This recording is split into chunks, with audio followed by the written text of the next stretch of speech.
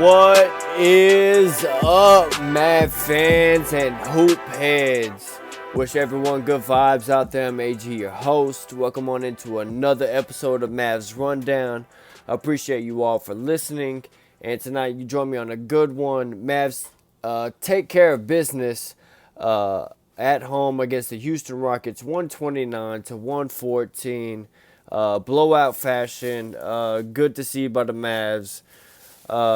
Man, this is gonna be a quick recap because man, the team really just simply handled business tonight. We'll get to the box score and all that later. So basically, start off tonight. We had Dodo out, Josh Green was out, Reggie Bullock was also out tonight. I think to non-COVID illness or something like that. And then of course Maxi's still out, obviously. And then the starting lineup, who do we put in? The Mavs put in Frank Ntilikina into the starting lineup. Very crazy. If you could have put money on the next starter, I don't know if I don't know. It's crazy to just to think Frank was the starter tonight. But yes, it was Luka, Frank, Tim Hardaway, Spencer, and Seawood. Very all guard heavy lineup type right there. But hey, it all worked out just fine. Mavs basically end up at the end of the first quarter, 36-31. By the way, if you're watching this game, but while and a Cowboy fan, and you're watching this and also trying to keep up with the Cowboy game, all the more love to you because that shit was hard. I'm glad this one ended up being a blowout, so you can kind of focus more of your attention on the Cowboy game right now and whatnot. But yeah, that shit was tough for me at least. Anyway, back to the game. So at the end of the first quarter, it was 36-31. Mavs were up. Luka was kind of taking care of business still. 14, 3-3. Tim was showing up. He had 9. Mavs was basically shooting over 50% from the field and from 3. The second quarter, it really showed. It also started in the first quarter, but second it was like, okay, yeah, we really are running tonight. The Mavs were actually running in transition, and of course that's a good change of pace from what we normally see from this team. That's like one of the last teams in in our pace per game and whatnot. But tonight, man, the Mavs were just running, and Luka was throwing all his full court passes, showing Joker that, hey, man, you're not the only one who can throw full court passes to people and they score. He was hitting Davis Bertans for slam dunks. He was hitting Dwight Powell for dunks. It was nice to see. It was really awesome. At halftime, Mavs were up 65-51. Luka hit a deep left wing 3 at the half. They passed it in, inbounded the ball, and he caught it deep in the left wing, turned around, heaved it up, and it was just nothing but net. Just kind of encapsulate. I don't even know what the word is for that. Basically, sums up the night. Sums up the night is what I'm trying to say. But yeah, Luka at the half, 21 points, 7 rebounds, 7 assists. Some guy just dream of having a stat line like that, and Luka does it in the half. Coming off a historic game, it's like, what the buzz? What will he do in his second game back? I mean, he's still just dominated. Tim Hardaway showed up for us tonight at halftime. He had 15. He was 3 or 4 from 3 at half. Dwight Powell was big tonight, super big for us tonight. He had 13 and 5 rebounds at the half. He was a perfect 5 of 5 from the field. Seawood was the offensively not doing so well in the first half. He had 3 points and 5 rebounds at the half. I just noted that, but then he broke off in the third quarter, which I'm about to bring up. But at halftime, Mavs had 10 fast break points to the Rockets 0. And the Mavs also shot, 52% from the field, 35 from 3, while holding the Rockets to 40% from the field and 26 from 3. As I said, now in the third, the Mavs were just starting to surge. It was like, all right, we kind of got the momentum, and they just carried it. Seawood was starting to kill it in the third, and then he picked up his 5th foul with 5 minutes left in the third. At that time, when he fouled out, he had 15 points. So he had already scored 12 points in the quarter. And he also had 6 rebounds, and he had 5 blocks when he had picked up that 5th foul in the third. He already had 5 blocks. That's crazy. That shows defensively he was just, he's just excelling at his role now. We're put him in that tough spot, and he's really doing well, especially defensively, holding his own, contesting shots, obviously blocking them, and altering and being that kind of that inside presence that we need, especially right now with guys hurt and whatnot. Into the third quarter, things were a little bit weird. Luka got teed up for arguing with the ref over dude scratched him in his eye, and they didn't call anything, which there was more than a few of those tonight. Even though you were kind of up, it was kind of like obvious fouls, and they weren't calling them. And this was one where Luka gets hit, gets scratched in the eye. He literally goes up through. He gets teed up because he's arguing with him. Then he goes up to him after when he's got a big old like scar on his, not a big scar, but like a big old scratch on his like right, I think it was the right side of his eye or left eye, I don't know which one, but big old scratch on his eye that's just like super obvious, and he's just looking at him like, really, you don't see that? Yeah, you know, you fucking idiot. And like, you know, it was pretty funny to see. But yeah, he got teed up from that, and literally right after he got teed up, he goes and plays bully ball and just like bully balls and gets a bucket down low. You could just tell, oh, that was like a pissed off type bucket. It was, you know, you'd love to see that emotional type of side of Luka. He reminds me of the dude off of White Boy Can't Jump, the black guy, where he's like, yeah, I'm gonna piss you off because you play better when you're pissed off. That's Luka. He plays better when he gets pissed off. So anytime he gets pissed off, you know, it's a good thing for the Mavs. But yeah, Luka continued in the third quarter throwing like full court passes to guys. It was awesome. It was just a clinic for him. Into the third, it was 99-79. Mavs up by 20. Luka already at that point had 32 points, 12 rebounds, and 13 assists by the end through three quarters. How does he follow up that 60-point, 20 rebound, 10 assist game? He, through three quarters, he just blows out with 32, 12, and 13.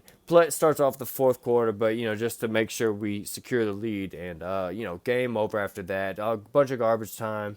Guys that got to play. It was pretty cool. Guys held their own, held the lead. It was good to see.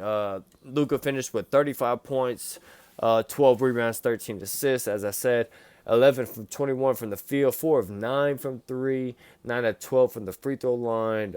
He had a steal and 2 blocks tonight too. Only 2 turnovers also in his 34 minutes. So that's, just a really great game by him. Tim Hardaway finished with 18. He had just only those 3 threes, but he was 5-14 from the field. Oh, at the end of the game, man, he was about trying to throw down a dunk on, I think it was Tari Eason. And Tari Eason literally fouled him on his forearm. Like, it was so blatant. And then he didn't get the call, so that sucks. He should have finished with 20 tonight. He should have had a 20-piece. But that's okay. He still finished with 18, 4 rebounds, and assists. He had 3 steals. Holy shit, he had 3 steals tonight. Good for Timmy.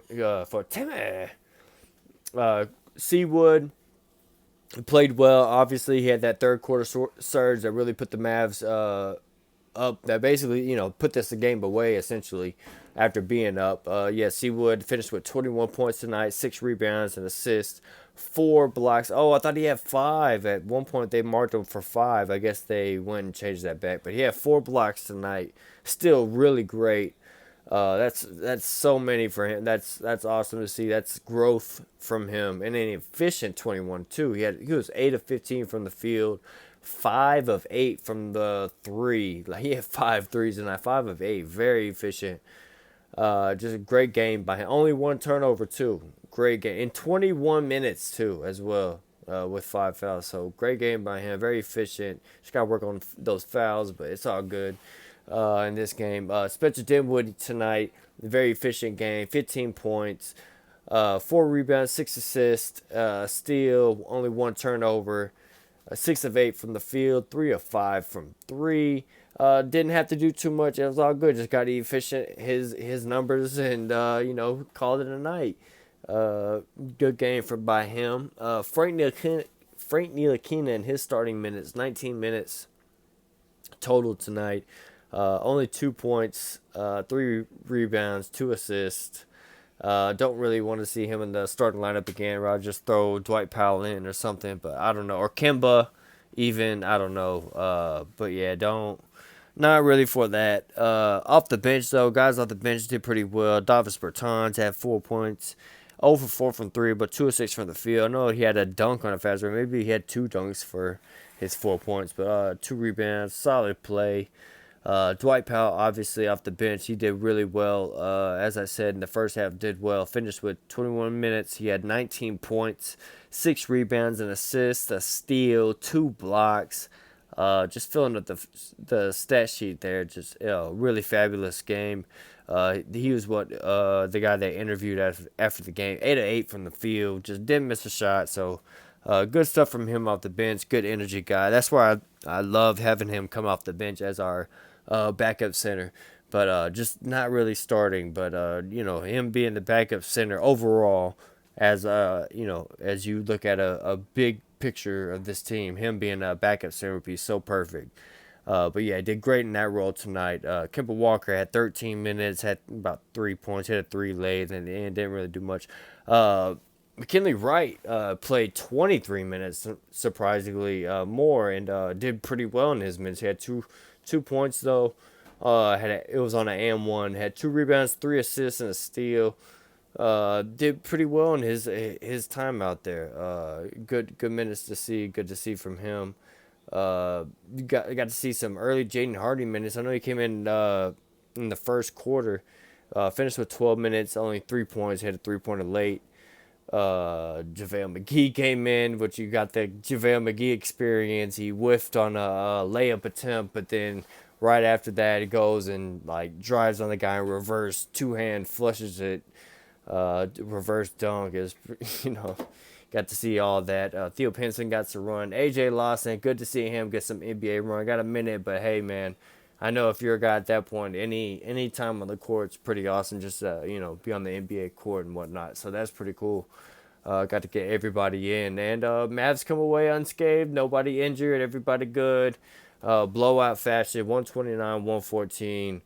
Great stuff by the Mavs. Next game here coming up. Last game of the year. So hopefully we finish on a high note. Play Saturday, December 31st, New Year's Eve, at San Antonio.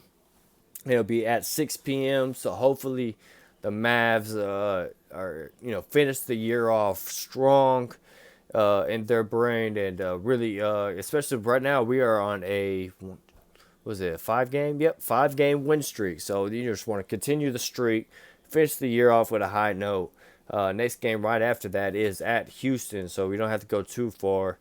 And then we start a pretty tough little stretch to play Boston, New Orleans, then OKC, but then LA, then Portland.